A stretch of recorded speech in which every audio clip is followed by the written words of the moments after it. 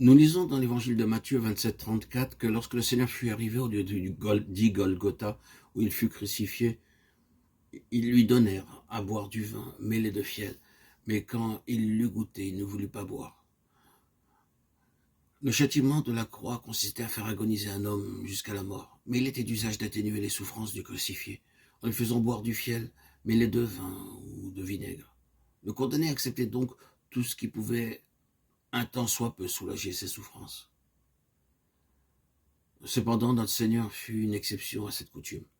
Lorsqu'il eut goûté la boisson, il la refusa. Pourquoi refusa-t-il ce breuvage? Parce que sa croix n'avait pas la même signification que celle des autres hommes. Les autres pouvaient éprouver du ressentiment à l'égard de ceux qui les avaient condamnés à une telle mort. Mais aucune ombre n'obscurcissait l'âme de cet homme. Et son esprit était tellement libre qu'il pardonnait même à ses tortionnaires.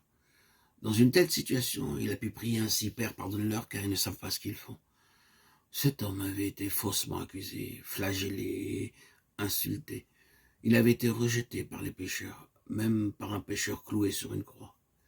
Mais rien n'a émergé de lui-même pour lui faire désirer un quelconque soulagement de ses souffrances.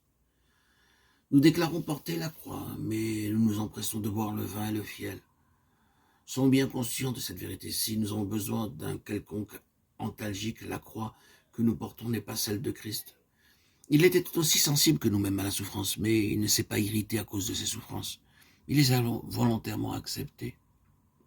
Il n'y a que ceux qui pensent que leurs difficultés sont de peu d'utilité qui ont besoin d'une potion antalgique.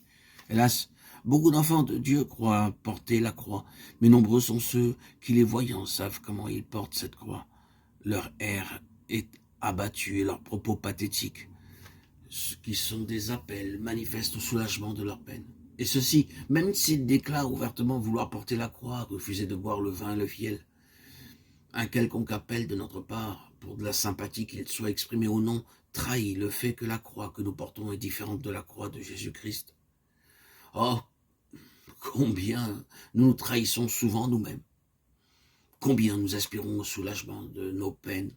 Combien nous aimons une manifestation de sympathie. Nous avons une soif insatiable de réconfort. Nous y aspirons de quelque part qu'il puisse venir et nous sommes contrits s'il ne nous est pas librement accordé. Comment pouvons-nous aspirer à cela si nous avons trouvé notre satisfaction en Dieu et notre plaisir à faire sa volonté? Aucune des aspirations de l'âme ne peuvent se mêler aux souffrances pures de notre Seigneur Jésus-Christ. Alléluia.